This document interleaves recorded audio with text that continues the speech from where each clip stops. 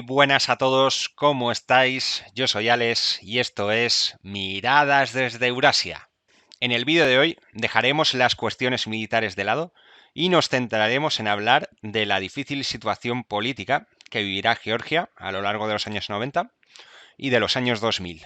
Empezando por cómo será la vida política y económica bajo la administración Shevardnadze y centrándonos sobre todo en la Revolución de las Rosas, que será esta revolución de color que derroque a Shevardnadze y lleve al poder a Mikhail Saakashvili.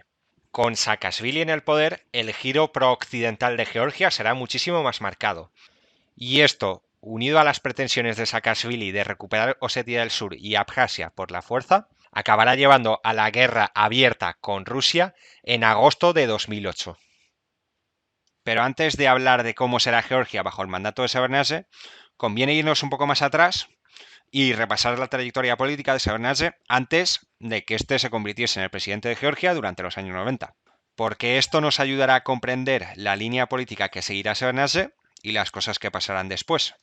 Bueno, cuando Shevardnadze llegó al poder, obviamente él no era una persona que proveniese de fuera del mundo de la política, sino que era un político de larga trayectoria. De hecho, la carrera política de Shevardnadze comienza en una fecha tan temprana como son los años 50 del siglo XX.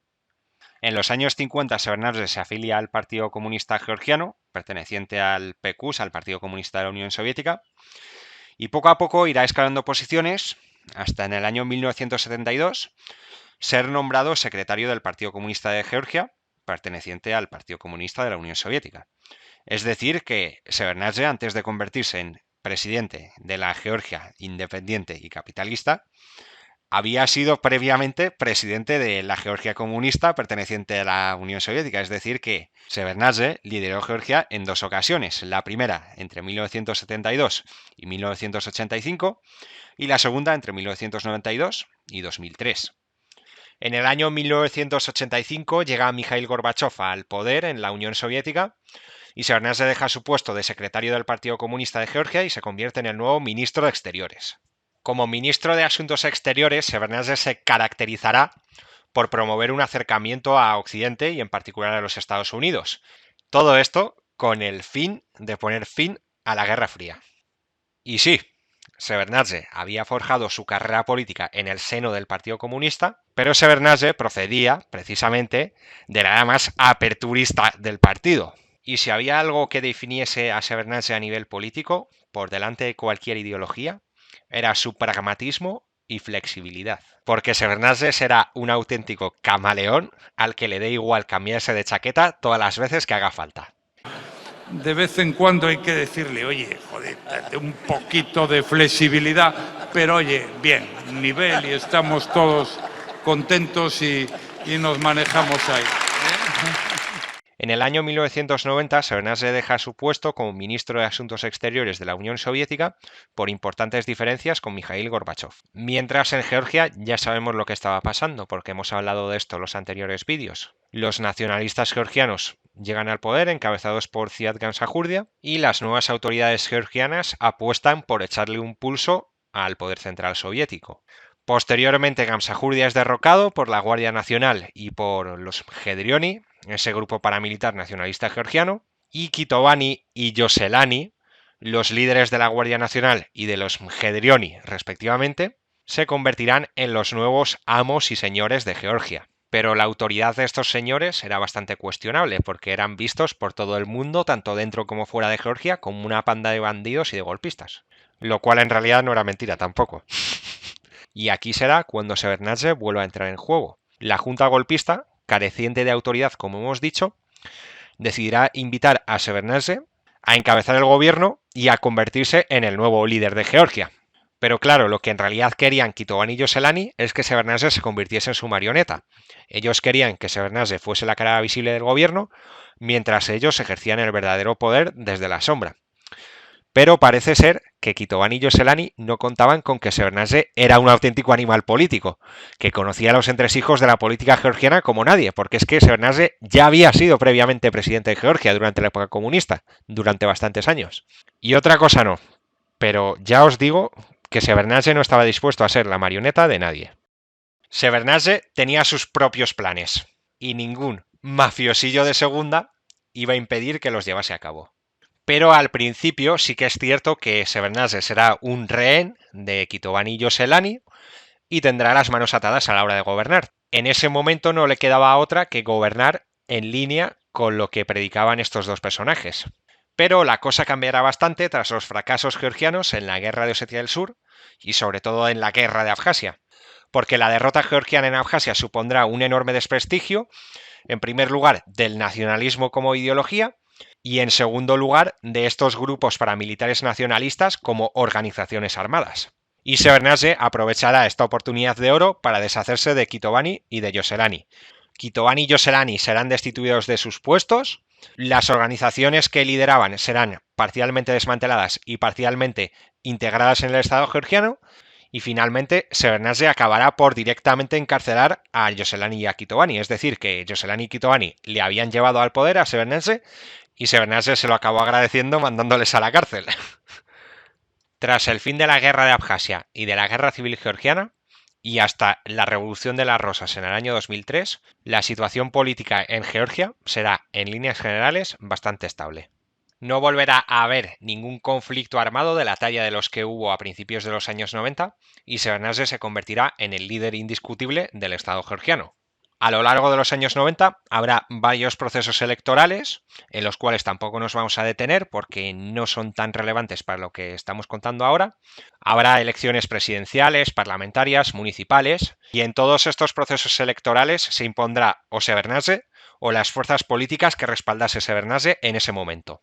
En cuanto al sistema político que se impuso durante la administración Shevardnadze, yo creo que se podría definir con un término que está muy de moda ahora, y es el de régimen híbrido. Un régimen híbrido es básicamente un régimen político que no es del todo una democracia, pero que tampoco es del todo una dictadura y que combina elementos de ambos sistemas. La Georgia de Shevardnadze será formalmente una democracia, habrá elecciones, existirán partidos políticos opositores a Shevardnadze, aunque en los años 90 no tuviesen demasiado poder, existirán medios de comunicación contrarios al gobierno, pero al mismo tiempo la figura de Shevardnadze será en la práctica incuestionable. Shevardnadze tendrá la situación política completamente controlada y su poder se impondrá por encima de cualquier otro resorte del Estado. Y Shevardnadze siempre se las ingeniará para arrasar en todos los procesos electorales que haya a lo largo de los años 90. Ahora bien, en cuanto al ámbito económico, la cosa no iba precisamente bien. Tras la caída de la Unión Soviética, Georgia había abandonado el sistema económico socialista y a lo largo de los años 90 se llevarán a cabo una serie de reformas para transitar de una economía socialista a una economía capitalista de libre mercado. Hay que decir que en Georgia las reformas económicas liberalizadoras que se lleven a cabo no serán tan radicales como las que se llevaron en Rusia o en Ucrania, donde se llevó una auténtica terapia de choque neoliberal.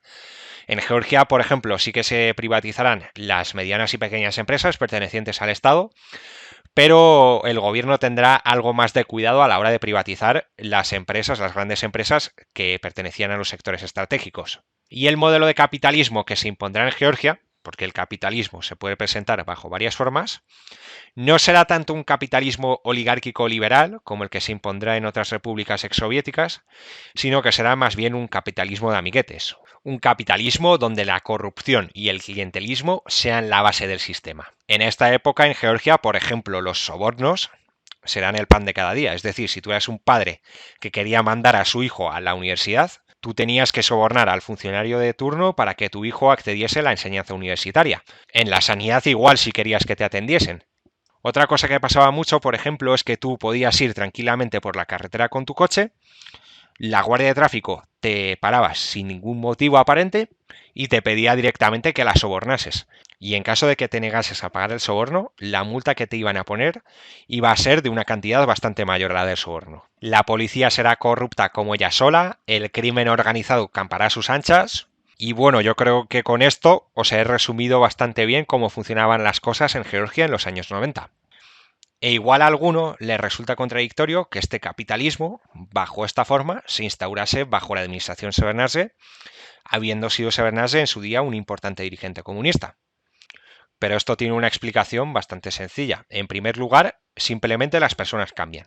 Que Shevardnadze hubiese sido comunista en los años 70 no quiere decir que continuase siéndolo en los años 90.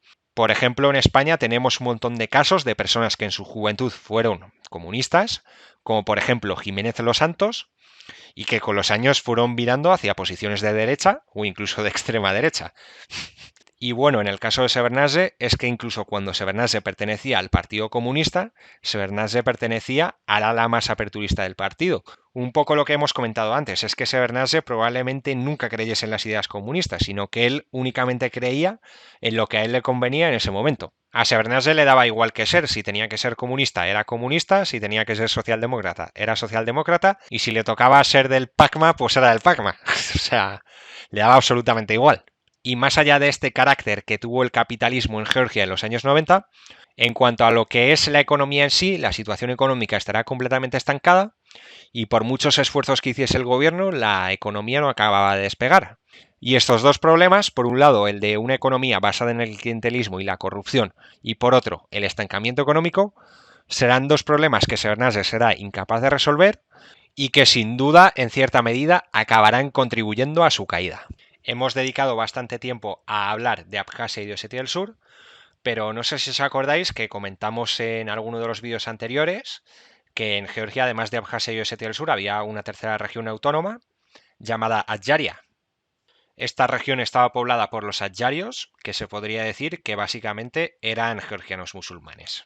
Esta región autónoma llegó a estar liderada en los años 90 por un señor llamado Aslan Abashidze, que sorprendentemente, al contrario que Abjasia y Osetia del Sur, conseguirá mantener buenas relaciones tanto con Gamsajurdia como después con Shevardnadze. Abashidze también tendrá bastantes buenas relaciones con Rusia, y esta región sí que conseguirá conservar su autonomía dentro del Estado georgiano hasta mediados de los años 2000. En cuanto a la orientación geopolítica de Shevardnadze, la política exterior de Shevardnadze no será firme, sino que evolucionará a lo largo del tiempo, dando Shevardnadze giros en un sentido o en otro, según más le conveniese. La política exterior de Georgia durante el mandato de Shevardnadze se puede dividir en tres etapas. La primera sería la etapa nacionalista georgiana, comprendida entre 1992 y más o menos 1994. La segunda sería la etapa comprendida entre 1994 y 1998, que sería la etapa prorrusa, entre comillas. Y luego, por último, tendríamos la etapa pro-occidental, que iría desde el año 98 hasta el año 2003. La etapa nacionalista, comprendida entre 1992 y 1994, no requiere explicación alguna. Aquí es cuando Shevardnadze llegó al poder gracias a los nacionalistas y gobernó siguiendo una línea nacionalista georgiana. Pero a finales de 1993 se producen varios cambios importantes. Shevardnadze se deshace de los sectores más nacionalistas tras la derrota en la guerra de Abjasia, y estos sectores habían sido un obstáculo importante a la hora de mantener buenas relaciones con Rusia. Y luego tampoco podemos olvidar que a finales de 1993 Shevardnadze autorizó el despliegue de tropas rusas para combatir a sus enemigos políticos en la guerra civil, que eran los partidarios de Gamsajurdia. Entonces Shevardnadze se dio cuenta que el acercamiento a Rusia le podía acarrear distintas ventajas. La Georgia de Shevardnadze pasaría a tener un aliado internacional importante. La presencia de tropas rusas en la región también hará que la situación en Georgia se estabilice y que no haya nuevos conflictos, aunque también contribuirá a consolidar la situación que había en Abjasia y en Osetia del Sur. Y por último, y probablemente la más importante, asegurará que Shevardnadze se mantenga en el poder. Georgia se unirá a la CEI, a la Comunidad de Estados Independientes, a finales de diciembre de 1993, que recordemos que la CEI, la Comunidad de Estados Independientes, era una organización que sucedió a la URSS y que se creó básicamente para garantizar un divorcio pacífico y civilizado entre todos los países que hasta entonces habían conformado la Unión Soviética. Georgia no llegó a entrar inicialmente en la CEI cuando se creó en el año 1991, pero lo hizo después, en 1993, tras este acercamiento a Rusia de Shevardnadze del que estamos hablando. Shevardnadze también acordará con Rusia el establecimiento de dos bases militares rusas en territorio georgiano: la base militar de Al-Halkalaki y la base militar de Batumi. De hecho, Batumi era la capital de esta región de la que hemos hablado, de Adjaria, cuyo presidente Abashidze tenía excelentes relaciones con Rusia. Además, Abashidze era prorruso de verdad, no como Shevardnadze, que lo fue en un momento porque le convino y después dejó de serlo. Y el año 1998 será un punto de inflexión, porque ese año se producirá un giro bastante importante de Georgia hacia Occidente. Quizás todavía no un giro de 180 grados, pero sí un giro de 90 grados que poco a poco irá convirtiéndose en un giro de 180 grados conforme pasen los años. Y es que este año, el año 1998, será el año en el que los estadounidenses promuevan y comience la construcción del oleoducto Bakú-Tiflis-Ceiján, que era una alternativa al oleoducto que había funcionado hasta entonces, que era el oleoducto Bakú-Novorossiysk, que pasaba por Rusia. Y claro, la construcción de este oleoducto chocaba frontalmente con los intereses de Rusia y era un claro desafío a la hegemonía rusa en el Cáucaso Sur. En 1999 estallará la Segunda Guerra Chechena y Georgia prestará cierto apoyo a los islamistas chechenos que estaban combatiendo contra Rusia. Por ejemplo, Georgia permitirá a los combatientes chechenos cruzar la frontera con Georgia sin ningún tipo de control e incluso los combatientes chechenos llegarán a establecer algunas pequeñas bases en territorio georgiano. Esto contrastaba bastante con la Primera Guerra Chechena, en la cual Georgia tuvo una postura bastante más favorable a Rusia. De hecho, hay un episodio bastante curioso y es que en el año 2001 las autoridades georgianas llegarán a un acuerdo con Ruslan Gelayev, uno de los principales señores de la guerra chechenos, para realizar una incursión en Abjasia, partiendo desde el territorio del Valle del Kodori, que era el único territorio de Abjasia que todavía seguía controlando Georgia. ¿Y por qué digo que es curioso? Pues es curioso porque este señor, Ruslan Gelayev, que ahora iba a participar en una incursión a Abjasia, aliado con las fuerzas georgianas, había participado en su día en la guerra de Abjasia en el lado de los separatistas abjasios. O sea que este señor de la guerra checheno, Ruslan Gelayev, acabó combatiendo a aquellos junto a los cuales luchó en la guerra de Abjasia durante los años 1992 y 1993. Esta historia que estoy contando y todas las anteriores demuestran que en política no existen los amigos, sino únicamente los intereses. El giro de Georgia hacia los Estados Unidos se irá haciendo cada vez más evidente y otro de los grandes hitos a destacar en este cambio de orientación geopolítica es el programa de entrenamiento y equipamiento de Georgia por parte de Estados Unidos en 2002, en el que los Estados Unidos participaron por primera vez en el rearme y en el entrenamiento del ejército de Georgia. Por lo tanto, la Revolución de las Rosas en el año 2003 no fue una revuelta que derrocó a un gobierno prorruso y puso un gobierno pro-occidental, sino que derrocó a un gobierno pro-occidental moderado y lo sustituyó por un gobierno pro-occidental radical. Y el último gran hecho que demuestra hasta qué punto había llegado el giro pro-occidental de Shevardnadze es el envío de tropas a Irak en apoyo a Estados Unidos en el año 2003. Y esto hay que remarcarlo porque el envío de tropas georgianas a Irak no es algo que se produzca durante el mandato de Saakashvili, sino que las tropas georgianas se envían a Irak aún gobernando Shevardnadze, tan solo unos meses antes de que se produzca la Revolución de las Rosas, lo cual evidencia una vez más que en la Revolución de las Rosas no se derrocó a un gobierno prorruso y se puso un gobierno prooccidental, sino que se derrocó a un gobierno prooccidental moderado para poner un gobierno prooccidental todavía más radical. Y podría parecer que la figura de Shevardnadze estaba destinada a ser eterna, pero en el año 2003 Shevardnadze será derrocado en la famosa Revolución de las Rosas, que será una de las tantas revoluciones de colores que se produzcan en todo el espacio exsoviético y en Europa del Este. Hemos mencionado ya varias veces que la Revolución de las Rosas era una revolución de color. Pero, ¿qué es esto de las revoluciones de colores? ¿Y qué distingue a estas revoluciones del resto? Pues las revoluciones de colores son revoluciones que se presentan al mundo como si fuesen revueltas populares frente a un tirano, pero que en realidad son revoluciones perfectamente diseñadas desde un despacho, que siguen un guión escrito de antemano, y que tienen como objetivo derrocar a líderes que no siempre son antioccidentales, porque por ejemplo en el caso de Shevardnadze hemos visto que Shevardnadze hasta cierto punto era bastante prooccidental, pero que no se alinean al 100% con Occidente. Estas revueltas son promovidas y financiadas desde el exterior, principalmente desde Estados Unidos. Y todo esto se realiza mediante la financiación de determinados medios de comunicación, determinados partidos políticos y sobre todo de determinadas ONGs, que precisamente estas ONGs son la punta de lanza de las revoluciones de colores. Además, si son organizaciones no gubernamentales las que se encargan de promover la propuesta en vez de los partidos políticos, tú consigues dar la impresión, tanto frente a la sociedad del país en cuestión como a la comunidad internacional, de que esta protesta la está llevando a cabo el propio pueblo, en vez de llevarla a cabo un partido político que puede ser del gusto de algunos sectores, pero del disgusto de otros. Y claro, los que están al mando de estas protestas te venden que estas revoluciones son revoluciones populares contra un dictador, por la libertad, por la democracia, y tratan de presentárselo así al país en cuestión donde se esté llevando la revuelta y a la comunidad internacional. Porque claro, la gente de fuera de Georgia, de fuera de Ucrania o de fuera de ese entorno, desconoce cuál es la situación política en esos países. Entonces ellos lo único que ven son imágenes de mucha gente en una plaza protestando contra el que fuese el presidente en cuestión y se quedan con la impresión de que es el pueblo, es todo el pueblo el que se ha levantado contra un líder autoritario. Y la gente no se para a cuestionar qué es lo que realmente estaba pasando, ni se para a pensar en los intereses que podría haber detrás. Porque estas revoluciones, lejos de ser revoluciones espontáneas, son revoluciones perfectamente diseñadas desde un despacho y que siguen unas tácticas que han sido plenamente estudiadas. Igual a alguno esto os puede parecer una acusación muy grave. A alguno con esto que he dicho de que estas revoluciones en realidad son revoluciones falsas financiadas desde el exterior, seguro que está pensando que yo os he venido aquí con alguna teoría de la conspiración o algo así.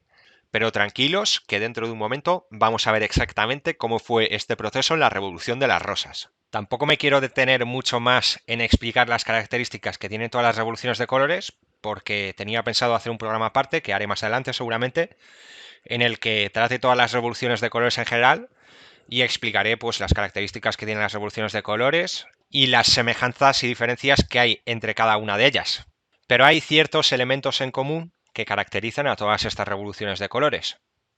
Para empezar, las revoluciones de colores son revoluciones en líneas generales bastante pacíficas. La protesta es no violenta y en muchos casos el cambio de gobierno se consigue sin ni siquiera vulnerar la legalidad vigente. O sea que en muchos casos ni siquiera son, entre comillas, ilegales estas revoluciones.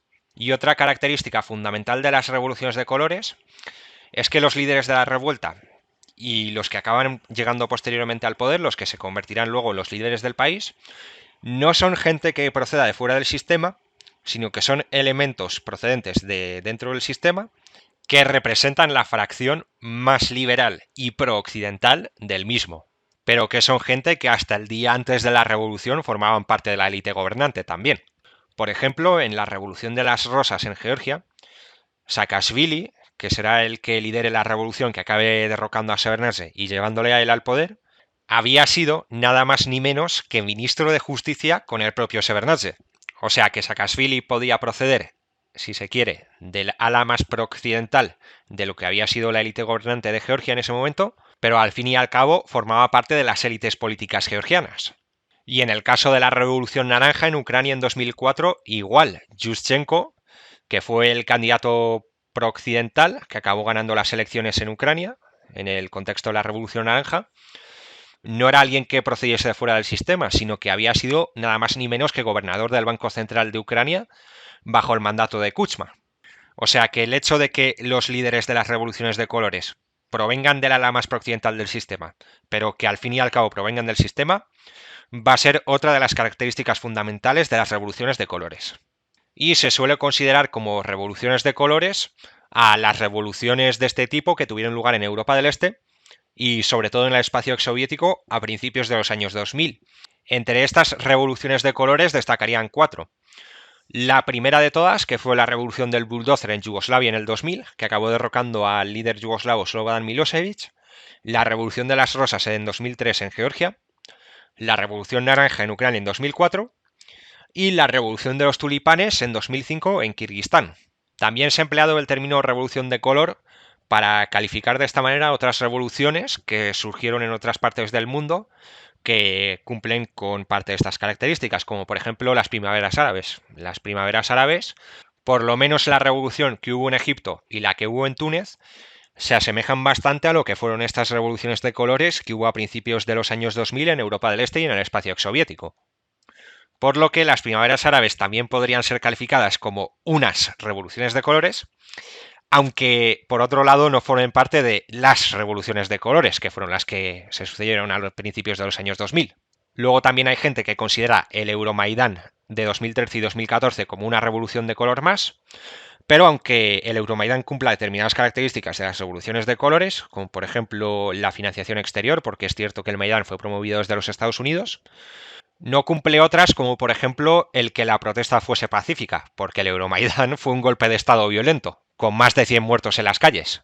Y yéndonos ya más concretamente al caso georgiano, en la Revolución de las Rosas, destacarán varias entidades que serán las que jueguen un papel fundamental en el desarrollo de las protestas y en el derrocamiento de Shevardnadze.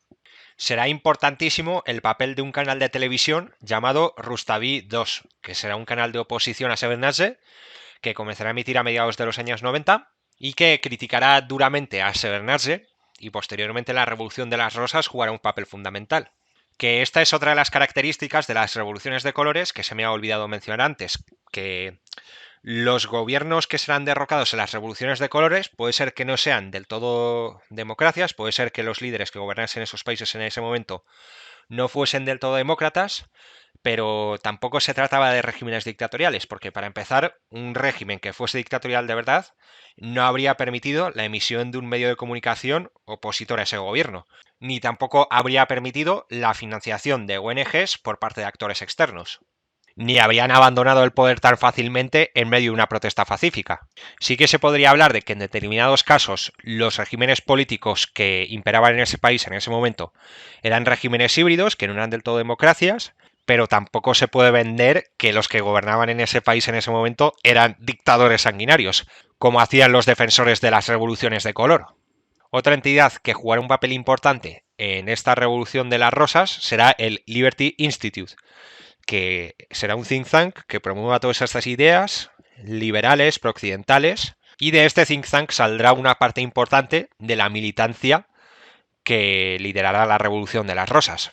Y por último, habrá que destacar CMARA, que se traduce al español como suficiente, que será una organización juvenil, estudiantil, que jugará un papel clave a la hora de movilizar a las masas en estas protestas. Los militantes de CMARA, de esta organización, recibirán entrenamiento por parte de otra organización que se llama Otpor, que jugó un papel clave en la revolución del bulldozer que acabó derrocando a Slobodan Milosevic en Yugoslavia.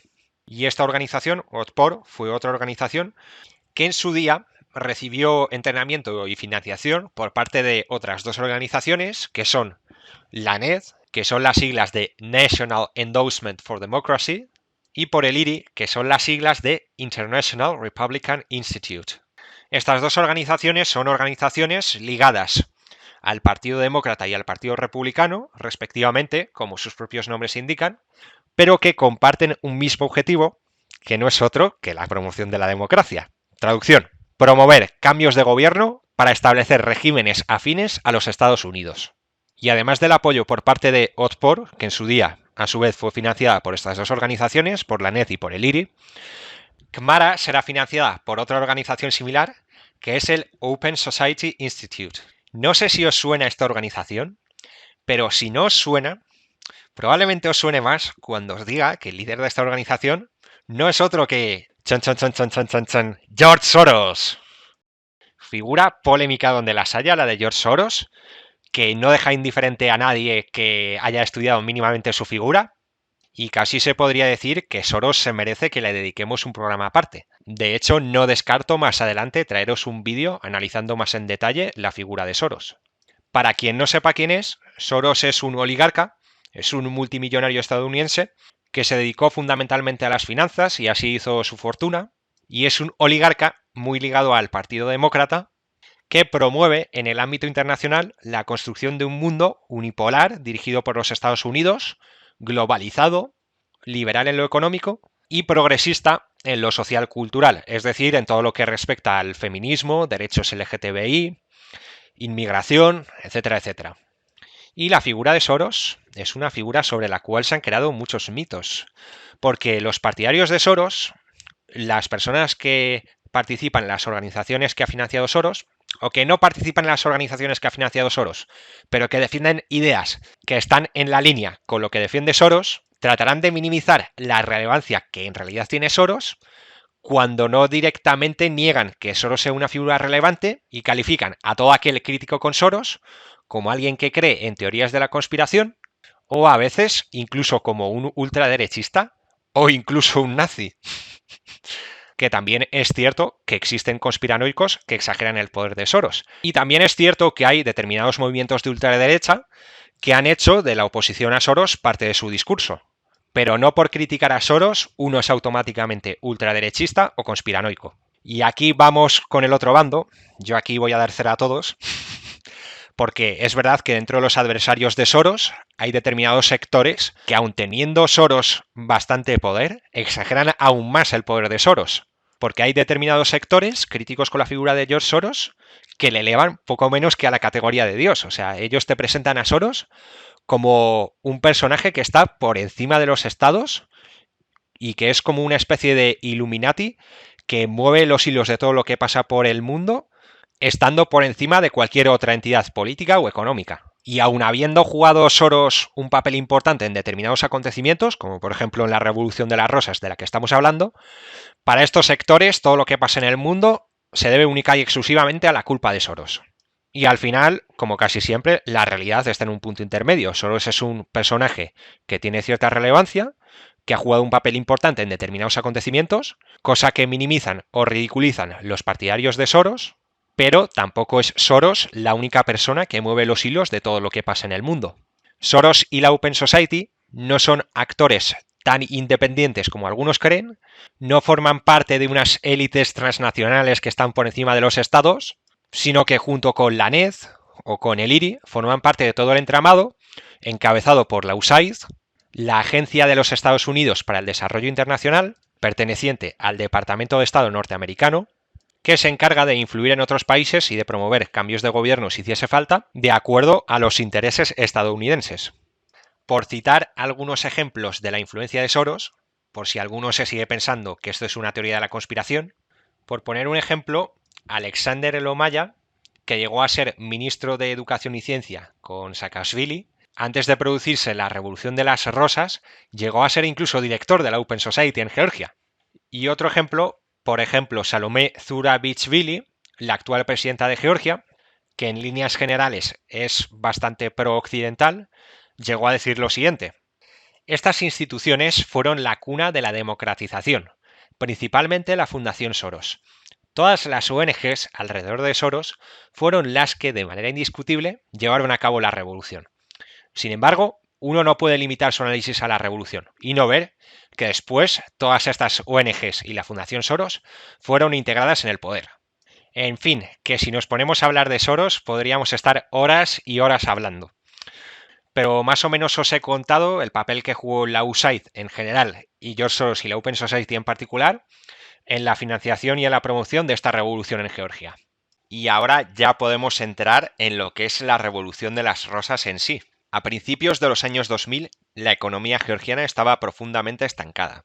Hay que tener en cuenta que en 1998 hubo una crisis económica muy fuerte en Rusia y eso también acabó afectando a Georgia. Y para colmo, en 2002, el Fondo Monetario Internacional, el FMI, decidió suspender las ayudas económicas a Georgia.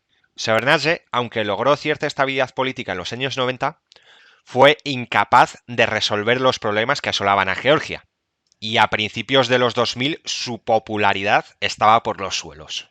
Hasta ese momento, Shevardnadze había contado con un partido que le apoyaba, que era la Unión de Ciudadanos de Georgia. Pero a principios de los años 2000, muchos que hasta entonces habían apoyado a Shevardnadze dejaron de ver ningún futuro en el apoyo al presidente y poco a poco fueron abandonando el barco. Los exmiembros de este partido fundarán varios partidos de oposición, entre los que destacarán principalmente dos: Movimiento Nacional Unido, dirigido por Saakashvili, que hasta entonces había sido ministro de Justicia con Shevardnadze, y Burdjanadze Demócratas, que estaba dirigido por Nino Burdjanadze. Al final, la Revolución de las Rosas, como todas las revoluciones y como todos estos sucesos, tiene una base objetiva, que es el estancamiento económico, la corrupción, la falta de renovación de élites políticas, y una base subjetiva, que es esto que hemos hablado antes de la financiación de determinadas estructuras desde el exterior con el objetivo de promover un cambio de régimen. Llegamos al año 2003 y el 3 de noviembre de 2003 se celebran elecciones parlamentarias. En estas elecciones parlamentarias, la oposición era la fuerza más apoyada en las encuestas y todas las encuestas a pie de urna daban como resultado una victoria de la oposición. Pero, según los resultados oficiales de estas elecciones, el ganador será la Unión de Ciudadanos de Georgia, que era el partido de Shevardnadze. A partir de este momento, la oposición acusará al gobierno de fraude electoral, no reconocerá los resultados y llamará a la gente a salir a la calle a protestar.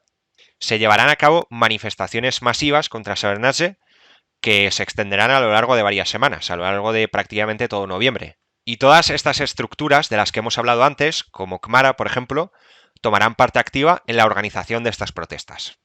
El 22 de noviembre iba a ser el día en el que Shevardnadze inaugurase el nuevo parlamento, pero los manifestantes opositores entraron en el parlamento e interrumpieron la sesión, liderados por Saakashvili, que en ese momento llevaba unas rosas en la mano, de ahí el nombre de la Revolución de las Rosas. En ese momento Shevardnadze escapará con ayuda de sus guardaespaldas y como último recurso Shevardnadze decretará el estado de emergencia y movilizará a las fuerzas de seguridad.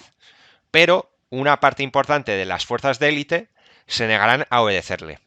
Entonces Georgia estaba en una situación de crisis y se llevará a cabo una reunión entre la oposición y Shevardnadze, mediada por Igor Ivanov, que en ese momento era el ministro de Exteriores ruso. Y el resultado de esta reunión será básicamente que Shevardnadze dimitirá.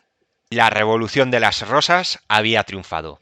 Nino Bursanadze se convertirá en la nueva presidenta provisional en funciones hasta que se celebren elecciones presidenciales en enero de 2004 y Saakashvili se convierta en el nuevo presidente con un aplastante 96,2% de los votos. Claro, aquí hay que tener en cuenta que Saakashvili no tuvo oposición porque Shevardnadze no pudo presentarse, tampoco pudo presentarse nadie del entorno de Shevardnadze, ni desde otras posiciones políticas había alguna candidatura a Saakashvili. El margen de tiempo que podría haber tenido otro candidato era muy pequeño, porque hay que tener en cuenta que la Revolución de las Rosas se produjo en noviembre y las elecciones fueron en enero. O sea que si alguien quería presentar una candidatura alternativa a Saakashvili, tuvo poco tiempo para hacerlo. Y después de estas elecciones presidenciales, en marzo de 2004, se celebrarán unas nuevas elecciones parlamentarias en las que la oposición unida, esta vez sí, resultará vencedora. Y con estas elecciones parlamentarias podríamos decir que concluyó la Revolución de las Rosas, que derrocó a Shevardnadze y convirtió a Saakashvili en el nuevo líder de Georgia. Que Saakashvili, como veremos, también es una figura que da muchísimo que hablar. Y hasta aquí el vídeo de hoy. Espero que os haya gustado. Nos vemos en el próximo vídeo, en el que hablaremos de cómo será el propio Saakashvili en el poder y del gran conflicto de Georgia, que no es otro que la guerra con Rusia en el año 2008. Un saludo a todos. Y si os ha gustado el vídeo, ya sabéis, no os olvidéis de darle a me gusta y a suscribiros.